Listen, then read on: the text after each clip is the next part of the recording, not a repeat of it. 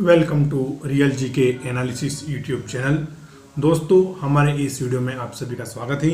आज के वीडियो में हम शेर, बाघ, तेंदुआ और चीता में अंतर जानने वाले हैं कि क्या इनमें बेसिक्स अंतर होते हैं, यह किस परिवार से हैं और इनके बारे में अन्य इंटरेस्टिंग जानकारी मैं आपको इस वीडियो में बताने वाला हूं। तो वीडियो शुरू करने से पहले आपको चैनल को सब्सक्राइब जरूर कर देना है और अपने दोस्तों के साथ शेयर भी करना है। साथ ही आपको वीडियो पूरा देखना है। तो चलिए हम देखते हैं। तो हमारा पहला जो एनिमल या जानवर होने वाला है वो होने वाला है शेर या सिंह। तो आप इसका इमेज आसानी से देख सकते हैं जो हमने लगाया है। बहुत सारों ने यह चिड़ियाघर या नेशनल पार्क वगैरह में भी देखा होगा। तो यह है हमारे सिंह। ये इनका एक और पिक्चर है। और जो आइकॉनिक फर होते हैं ये इसकी प्रमुख पहचान होते हैं। ऐसे बड़े बड़े फर जिसको हम बोलते हैं बब्बर शेर। क्या बोलते हैं? बब्बर शेर। तो चलिए देखते हैं हम। तो इनको इंग्लिश में हम बोलते हैं लायन। क्या बोलते हैं? लायन। और शेर या सिंह भी इनको बोलते हैं। सिंह हालांकि संस्कृत वर्ड है लेकिन इनको शेर और सिंह भी बोला जाता है। और जितने मैंने फैक्ट यहाँ पर लिखे हैं ये सब परीक्षा उपयोगी हैं क्योंकि परीक्षा में वैज्ञानिक नाम भी पूछे जाते हैं। तो शेर का वैज्ञानिक नाम हो जाएगा पैंथेरा लियो। क्या हो जाएगा? Panthera leo. चलिए हम इनकी आईयूसीएन के अनुसार स्थिति देखते हैं। तो आईयूसीएन के अनुसार स्थिति इसकी वर्नेबल है, यानी कि यह असुरक्षित है। क्या है? असुरक्षित है और कभी भी खत्म हो सकता है। और आईयूसीएन का हम फुल फॉर्म देखें तो international union for conversation of nature. क्या हो जाएगा? International union for conversation of nature. आप सभी को पता ही होगा कि आईयूसीएन प्रतिवर्ष एक रेड डाटा बुक जारी करता है जिसमें यह पेड़ पौधे और जंतुओं के बारे में संपूर्ण जानकारी प्रदर्शित करते हैं, जिसमें कौन असुरक्षित है, कौन संकटग्रस्त है, कौन खत्म होने वाला है, कौन विलुप्त होने के कगार पर है। ऐसी सभी प्रकार की जानकारी आईयूसीएन पब्लिश करता है, इसलिए आईयूसीएन भी बहुत इंपॉर्टेंट है। तो लायन, शेर या सिंह, वैज्ञानिक नाम हो जाएगा इसका पैंथेरा लियो। चलिए इसके बारे में कुछ और जानकारी जुटाते हैं। तो देखते हैं कि वर्तमान में अफ्रीका और एशिया में पाए जाते हैं। कौन? शेर वर्तमान में अफ्रीका और एशिया में पाए जाते हैं। शेर हमेशा से सांस्कृतिक शक्ति का प्रतीक रहे हैं। भारत में अशोक स्तंभ में 4 शेर हैं, यानी कि शेर हमेशा से सांस्कृतिक शक्ति, विरासत का क्या रहे हैं? प्रतीक रहे हैं। तो उसी कड़ी में भारत के अशोक स्तंभ में कितने? 4 शेर हैं। अगर और उदाहरण देखें तो श्रीलंका के राष्ट्रीय झंडे पर भी सिंह अंकित है। जो श्रीलंका का राष्ट्रीय झंडा है उस पर भी शेर अंकित किया गया है। और पुराने समय में राजा महाराजा शेर का शिकार कर अपनी शक्ति क्या करते थे? प्रदर्शित करते थे। आपने पहले मूवी फिल्मों में देखा होगा कि शेर, बाघ आदि की खाल घर में लटकाते थे, उनके चेहरे दीवारों पर टांगते थे और उनके जो नाखून वगैरह और दांत होते थे उनकी अंगूठियां और पेंडल बनाकर गले में भी पहनते थे। और देखते हैं हम शेर के बारे में। तो पूरे एशिया में सिर्फ भारत में ही शेरों का प्राकृतिक आवास है, यानी कि पूरे विश्व की अगर बात करें तो ऐसे एक अफ्रीका हो जाएगा और एक एशिया। क्या हो जाएगा? अफ्रीका और एशिया दोनों में ही शेर पाए जाते हैं। और एशिया में सिर्फ भारत में ही शेरों का प्राकृतिक आवास है जो कि गिर राष्ट्रीय उद्यान गुजरात में स्थित है। यहाँ पर एशियाटिक शेर अच्छी संख्या में निवास करते हैं। और एक और आपको इंटरेस्टिंग फैक्ट बताऊं तो शेर को 9 जुलाई 1969 को भारत का राष्ट्रीय पशु घोषित किया गया था। कब? 9 जुलाई 1969 को इसको राष्ट्रीय पशु घोषित किया गया था। लेकिन कुछ ही समय बाद इसको हटाकर किसको? बाघ को नियुक्त किया इन्होंने राष्ट्रीय पशु। तो ये टोटल जानकारी हो गई है शेर के बारे में। चलिए अब नेक्स्ट स्लाइड पर बढ़ते हैं। तो वो है हमारे टाइगर। कौन है? टाइगर। देख सकते हैं आप, बिल्कुल एचडी पिक लिया है मैंने। ये टाइग्रेस है और इसका बच्चा ही है। इसकी पहचान आप देख सकते हैं। तो येलो और रेड कलर का मिश्रण है और काली काली धारियाँ हैं। और ये जो नीचे का भाग है ये क्या है? पूरा व्हाइट व्हाइट है, वक्ष स्थल। और जो टाइगर होता है ये शेर से बड़ा होता है, यानी कि आकार में शेर थोड़े छोटे होते हैं और टाइगर इनसे बड़े होते हैं। तो चलिए इनके बारे में और देखते हैं हम। ये आप एक और पिक्स देख सकते हैं जिसमें नीचे पूरा हिस्सा इनका व्हाइट होता है और ऊपर में काली पट्टियाँ होती हैं। और प्रत्येक टाइगर की ये जो काली धारियाँ ये अलग अलग होती हैं। जैसे प्रत्येक मनुष्य के फिंगरप्रिंट अलग अलग होते हैं, वैसे ही प्रत्येक बाघ की जो काली पट्टियाँ भिन्न होती है और इन्हीं के स्तर पर इनकी पहचान और जनगणना भी की जाती है। तो ये अलग अलग टाइगर में अलग अलग होती है। चलिए इनके बारे में जानते हैं। तो टाइगर, जिसको हम हिंदी में क्या बोलते हैं? बाघ भी बोलते हैं। और इसका अन्य नाम एक और है व्याघ्र। हालांकि व्याघ्र संस्कृत में बोलते हैं, क्या बोलते हैं? व्याघ्र। और हिंदी में इसका नाम है बाघ। और इंग्लिश में बोलते हैं इसको टाइगर। क्या बोलते हैं? टाइगर। वैज्ञानिक नाम अगर देखें तो हमें इसका पैंथेरा टाइग्रिस। क्या हो जाएगा? वैज्ञानिक नाम हो जाएगा पैंथेरा टाइग्रिस। क्या हो जाएगा? Panthera Tigris. और आईयूसीएन के अनुसार स्थिति देखें तो इंडेंजर्ड है, यानी कि यह जो बाघ है यह संकटग्रस्त हैं, कभी भी ये विलुप्त हो सकते हैं क्योंकि ये इंडेंजर्ड स्पीसीज है। और IUCN के बारे में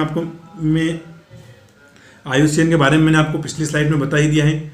तो टाइगर, जिसको हम हिंदी में बाघ या व्याघ्र बोलते हैं, वैज्ञानिक नाम हो जाता है पैंथेरा टाइग्रिस। चलिए बाघ के बारे में और कुछ जानकारी देखते हैं हम। तो बाघ सिर्फ एशिया में पाए जाते हैं, यानी कि अफ्रीका, यूरोप, इन महाद्वीप में बाघ नहीं पाए जाते हैं। बाघ सिर्फ एशिया महाद्वीप में पाए जाते हैं। इन्हें वन दलदली क्षेत्र तथा घास के मैदानों के पास रहना पसंद है। बाघ की सूंघने, सुनने और देखने की क्षमता अत्यंत तीव्र होती है। इनका मुख्य भोजन हम देखें तो सांभर, चीतल, भैंसे, जंगली सुअर, हिरण और पालतू पशु, यानी कभी कभी मनुष्य के पालतू पशु जैसे बकरी, गाय, भैंस को भी अपना शिकार बना लेते हैं अगर ये जनसंख्या वाले क्षेत्रों में घुस जाते हैं तो। और जो मादा होती है वो एक बार में 2 से 3 बच्चों को जन्म देती है और इनकी औसत आयु 15 से 20 वर्ष होती है। कितनी? 15 से 20 वर्ष होती है। और विश्व भर में 5 से 6 हज़ार बाघ हैं, जिनमें से 60% से अधिक बाघ भारत में निवास करते हैं। कहाँ पर? भारत में। और दोस्तों आपने व्हाइट टाइगर और ब्लैक टाइगर भी देखे होंगे या उनके बारे में आपने न्यूज़ सुनी होगी। तो वो कभी कभी DNA गुणसूत्रों के कारण हो जाता है। अधिकतर बाघ तो पीले, जैसे मैं आपको इमेज में बताया, ऐसे ही होते हैं, लेकिन कुछ इस विशेष परिस्थितियों में बाघ या तो व्हाइट या काला भी हो सकता है। और मादा एक बार में कितने 2 से 3 बच्चों को जन्म देती है। चलिए कुछ और स्लाइड देखते हैं। ये इनकी पहचान है, जो मैंने आपको आगे बताई दी है कि बाघ के शरीर पर लाल और पीले रंग का मिश्रण होता है, जिस पर काली धारियाँ होती हैं। वक्ष और पाँव का भीतरी भाग सफ़ेद होता है। चलिए एक बार और पिक में देख लेते हैं हम। ये आप देख सकते हैं इजीली, लाल और पीले रंग का मिश्रण है इनके ऊपर और काले रंग की धारियाँ हैं। और जो नीचे का भाग है और पैर के भी अंदर की तरफ का भाग क्या है? सफ़ेद कलर का है। तो इनकी पहचान है। और 18 नवंबर 1972 को बाघ को राष्ट्रीय पशु घोषित किया गया था। इसके पहले हमारा राष्ट्रपति शेर को घोषित किया गया था, लेकिन शेर पूरे भारत में नहीं पाए जाते हैं, इसलिए एकता की बात नहीं बन रही थी। जबकि जो बाघ है पूरे भारत में पाया जाता है। उसी हिसाब से फिर 18 नवंबर 1972 को बाघ को भारत का राष्ट्रीय पशु घोषित किया गया। और जो कैलाश साखला जी हैं, इनको टाइगर मैन ऑफ इंडिया कहते हैं। क्या कहते हैं? Tiger man of India. बहुत इंपॉर्टेंट है ये, बहुत बार परीक्षा में पूछा जा चुका है कि कैलाश साखला जी को टाइगर मैन ऑफ इंडिया कहते हैं। चलिए क्लू अब हम देखते हैं सरकार द्वारा इनके संरक्षण के लिए क्या क्या कार्य किए जा रहे हैं। तो बाघ हमारा राष्ट्रीय पशु भी है, इसलिए मैंने इसका पूरा विस्तृत एनालिसिस किया है और पूरी जानकारी इसमें देने का प्रयास किया है। तो भारत सरकार ने अपने राष्ट्रीय पशु बाघ के संरक्षण के लिए वर्ष 1973 में प्रोजेक्ट टाइगर की शुरुआत की। बाघों के संरक्षण के लिए देश भर में टाइगर रिजर्व की स्थापना करी गई, जिनकी संख्या वर्तमान में कितनी? 53 है। कितनी? पूरे देश भर में 53 टाइगर रिजर्व हैं। चलिए और हम स्टैटिक जी के देखते हैं थोड़ा। तो प्रथम टाइगर रिजर्व था हमारा जिम कॉर्बेट नेशनल पार्क। कौन सा? जिम कॉर्बेट नेशनल पार्क, जो कि उत्तराखंड में है। और सबसे नवीनतम टाइगर रिजर्व बनाया गया है गुरु घासीदास नेशनल पार्क। किसको? गुरु घासीदास नेशनल पार्क को 53वां टाइगर रिजर्व बनाया गया है और यह छत्तीसगढ़ राज्य में स्थित है। चलिए कुछ और स्लाइड देखते हैं। प्रोजेक्ट टाइगर पर्यावरण, वन और जलवायु परिवर्तन मंत्रालय की एक केंद्र प्रायोजित योजना है, जो कि बाघ आबादी वाले राज्यों को नामित टाइगर रिजर्व में बाघ संरक्षण के लिए केंद्रीय सहायता और तकनीकी प्रदान करती है। यानी कि जो हमारा देश का पर्यावरण, वन और जलवायु परिवर्तन मंत्रालय है, वही प्रोजेक्ट टाइगर और टाइगर रिजर्व परियोजना को संचालन कर रहा है। और जिन जिन राज्यों में टाइगर रिजर्व है उनको एक केंद्रीय सहायता और तकनीकी, जैसे कि सैटेलाइट वगैरह, ट्रैपिंग कैमरे आदि उपलब्ध और एक्सपर्टीज उपलब्ध करवाते हैं। चलिए और कुछ देखते हैं हम। तो ये भी इंपॉर्टेंट फैक्ट हो जाएगा कि राष्ट्रीय बाघ संरक्षण प्राधिकरण, जिसको हम बोलते हैं नेशनल टाइगर कंजर्वेशन अथॉरिटी, यानी कि राष्ट्रीय बाघ संरक्षण प्राधिकरण, पर्यावरण, वन और जलवायु परिवर्तन मंत्रालय के तहत एक वैधानिक निकाय। कौन सा निकाय है? वैधानिक निकाय है, जिसका गठन वर्ष 2006 में संशोधित वन्यजीव संरक्षण अधिनियम 1972 के प्रावधानों के तहत किया गया है। किसके तहत? 1972 के प्रावधानों के तहत। और हम देखें तो विश्व भर में बाघों के संरक्षण के लिए प्रतिवर्ष 29 जुलाई को बाघ दिवस मनाया जाता है। तो तारीख इंपॉर्टेंट याद रखना, 29 जुलाई। 29 तारीख को होता है, 29 जुलाई को वर्ल्ड टाइगर डे। चलिए आगे बढ़ते हैं। अब हम देखते हैं कि भारत के किन राज्यों में बाघ पाए जाते हैं, यानी कौन कौन से राज्य जिनमें टाइगर रिजर्व है और उनमें बाघ पाए जाते हैं। तो देखते हैं, पहला हमारा आंध्र प्रदेश, फिर है अरुणाचल प्रदेश, असम, बिहार, छत्तीसगढ़, झारखंड, कर्नाटक, केरल, मध्य प्रदेश, महाराष्ट्र, मिजोरम, उड़ीसा, राजस्थान, तमिलनाडु, उत्तर प्रदेश और उत्तराखंड। तो इतने राज्य हैं जितने हमने स्लाइड में लिख रखे हैं, इन सभी में बाघ पाए जाते हैं। और अगर मध्य प्रदेश की बात करें तो इसको टाइगर स्टेट का दर्जा मिला है। कौन सा स्टेट का? टाइगर स्टेट का, क्योंकि पूरे भारत में सर्वाधिक अगर बाघ पाए जाते हैं तो मध्य प्रदेश में ही पाए जाते हैं। टोटल संख्या की कितनी? 526। कितनी? मध्य प्रदेश के टाइगर रिजर्व और नेशनल पार्क में टोटल बाघों की संख्या है 526, इसलिए मध्य प्रदेश को टाइगर स्टेट भी कहा गया है। चलिए अब अगला जीव हम देखते हैं जिसको हम बोलते हैं लेपर्ड। क्या बोलते हैं? लेपर्ड, यानी कि तेंदुआ। तो सबसे ज़्यादा कन्फ्यूजन हमें तेंदुआ और चीता में होता है। किसमें? तेंदुआ और चीता में होता है। तो जो आप तेंदुए के शरीर के ऊपर जो काले निशान देख रहे हैं ये पूरे नहीं है। देखो आप, इनमें लगातार कट लगे हुए हैं, यानी कि ऐसा नहीं है कि गोल है और फिर पूरा भर दिया गया है। इनमें अंदर कुछ गैपिंग भी है। देखो काला है लेकिन अंदर थोड़ा पीला सा तरह का है। और गर्दन थोड़ा इसका अपेक्षा तेंदुए की गर्दन चीता से बड़ी होती है और थोड़ा शरीर भी भारी होता है। तो आप भी देख सकते हैं तेंदुए की पहचान आसानी से कर लेंगे कि इनके जो काले डॉट है उसके अंदर निशान है। जैसे कोई कुत्ते उत्ते के पाँव वगैरह होते हैं, ठीक उसी प्रकार से इनके ऊपर निशान बने हुए होते हैं। आप देख सकते हैं, ये एक और पिक मैंने लगाया, आप देख सकते हैं। तो चलिए अब आगे बढ़ते हैं और इसके बारे में जानकारी जुटाते हैं। तो लेपर्ड, जिसको हम हिंदी में क्या बोलते हैं? तेंदुआ बोलते हैं। इसका वैज्ञानिक नाम देख लेते हैं, पैंथेरा पाडर्स फुस्का। क्या हो जाएगा? पैंथेरा पाडर्स फुस्का इसका वैज्ञानिक नाम है, याद रखना है। और IUCN के अनुसार इसकी स्थिति है नियर थ्रेटन। क्या है? नियर थ्रेटन, यानी कि संकट के निकट है, यानी कि इनके ऊपर कभी भी संकट आ सकता है। तो IUCN के अनुसार इनकी स्थिति है। चलिए कुछ और जानकारी देखें हम। तो तेंदुआ समस्त भारत में पाए जाते हैं और आसानी से हर क्षेत्र में घुल मिल जाते हैं। यह वर्षावन, पर्वत और मैदान सभी जगह निवास करते हैं। इसलिए आप आए दिन न्यूज़ सुनते होंगे इस शहर में तेंदुआ घुस गया, इस गांव में तेंदुआ घुस गया, क्योंकि ये समस्त भारत में पाए जाते हैं और आसानी से हर क्षेत्र में वो अडॉप्ट कर लेते हैं। और तेंदुआ एक ऐसी बिल्ली है जो पेड़ों पर चढ़ सकती है, शेर और बाघ की तुलना में थोड़े छोटे होते हैं और बेहद ही चालाक एवं चतुर, जिसकी गति 50 से 60 किलोमीटर प्रति घंटा होती है। कितनी? 50 से 60 किलोमीटर प्रति घंटा होती है। चलिए आगे बढ़ते हैं। तो एक इंटरेस्टिंग फैक्ट एक और बता देता हूँ आपको मैं।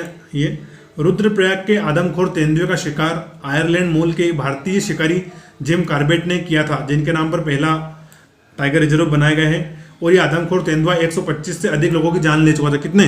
125 लोगों की ये आदमखोर तेंदुआ जान ले चुका था। इसलिए इसको मारने के लिए उस तत्कालीन ब्रिटिश सरकार ने आयरलैंड के भारतीय शिकारी जिम कार्बेट को बुलाया था और इसके ऊपर एक मूवी बन चुकी है। आप देख सकते हैं, the man eating leopard of Rudraprayag नामक अंग्रेजी फिल्म बन चुकी है।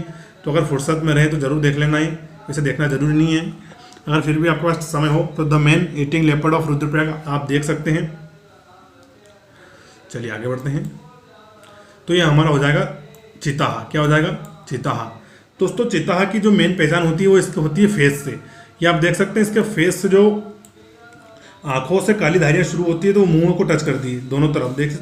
आप देख सकते हैं पिक में, इसलिए मैं थोड़ा जूम करके लगाया है। ये इसकी मेन पहचान होती है कि आंखों से काली धारियाँ शुरू होते हैं, सीधे फेस तक जाती है ये।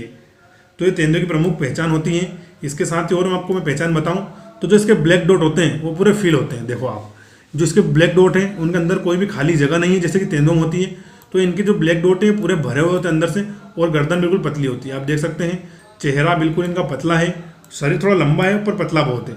ये आप देख सकते हैं, इनका बॉडी लंबी जरूर है लेकिन बिल्कुल पतली है, और फेस भी काफ़ी छोटा है तेंदुए के मुकाबले, और डॉट इनके पूरे भरे हुए हैं यानी कि काले हैं, जबकि तेंदुओं के बीच थोड़े खाली रहते हैं। तो इसका नाम हो जाएगा चीताहा। अगर हम वैज्ञानिक नाम देखें इसका तो एसोनेनिकस जुबेटस। क्या हो जाएगा? एसोनेनिकस जुबेटस। और IUCN के अनुसार स्थिति देखें तो ये हो जाएगी वर्नेबल, यानी कि असुरक्षित है। क्या है? असुरक्षित। यही टाइटल इन्होंने शेर को भी दिया है वर्नेबल का IUCN वालों ने, और यही चीताहा को भी दिया है। चलिए चीताहा के बारे में कुछ और जानकारी देखें। तो भौगोलिक दृष्टि से चीताहा अफ्रीका और दक्षिण पश्चिम एशिया में पाया जाता है। अफ्रीका, नमीबिया, साउथ अफ्रीका, इन सभी देशों में पाया जाता है। और दक्षिण पश्चिम एशिया में बात करें तो ईरान के कुछ हिस्सों में भी चीताहा पाया जाता है। यह भारत से सन 1952 में ही विलुप्त हो चुके हैं, यानी कि इनको बहुत टाइम हो गया है भारत से विलुप्त हुए को, और जिन्हें पुनः बसाने के लिए नमीबिया और दक्षिण अफ्रीका से करार किया गया है। और ये टॉपिक मैं इसीलिए डिस्कस कर रहा हूँ क्योंकि बहुत जल्दी हमारे देश में भी नमीबिया और दक्षिण अफ्रीका से चीताहा लाकर इंट्रोड्यूस करने वाले हैं। गवर्नमेंट इसके लिए पूरी तैयारी जोरों शोरों पर कर रही है, और इन्हें सर्वप्रथम कहाँ पर? मध्य प्रदेश के कूनो नेशनल पार्क में बसाया जाएगा। कौन सा? जो मध्य प्रदेश का कूनो नेशनल पार्क है जो कि श्योपुर जिले में है, वहाँ पर बसाया जाएगा। और चीता बेहद फुर्तीला और पृथ्वी पर मौजूद सबसे तेज जानवर है। क्या है? चीता बेहद फुर्तीला और पृथ्वी पर मौजूद सबसे तेज जानवर। ये बहुत तेजी से स्पीड कर भागता है और से अपने शिकार को लपक लेता है। हालांकि ऐसा नहीं है कि लगातार एक ही स्पीड से भागता है, लेकिन ये कम डिस्टेंस को अधिक समय में तय कर लेता है, उसके बाद फिर नॉर्मल हो जाता है। तो अभी नामीबिया से 15 चीताओं को बसाने की परियोजना चल रही है देश में, और इन्हें 15 अगस्त के पहले लाया जाएगा। उसके ऊपर पूरे करार हो गए हैं, और इन्हें कोनो नेशनल पार्क में बाड़े के रूप में रखा जाएगा। यानी कि एक बाड़े में मेल रखी जाएगी और दूसरे बाड़े में फीमेल रखे जाएंगे। सिर्फ मीटिंग के समय ही इनको साथ में लाया जाएगा, और इनको सैटेलाइट सेंसर के साथ इनकी मॉनिटरिंग करी जाएगी, और देखते हैं कि देश में आगे बढ़ पाते हैं कि नहीं। तो ये गवर्नमेंट अपनी तरह से पूरी तरह प्रयासरत है, और इसके साथ गवर्नमेंट ने नामीबिया और दक्षिण अफ्रीका से करार किया है, और मध्य प्रदेश के कोनो नेशनल पार्क में इन्हें बसाया जा रहा है। इसमें आगे जो भी न्यूज़ आएगी तो हम आपको ज़रूर बताएंगे। तो वीडियो आपको कैसा लगा कमेंट करके ज़रूर बताएं, और वीडियो को अपने दोस्तों के साथ शेयर जरूर कर दें। जय हिंद।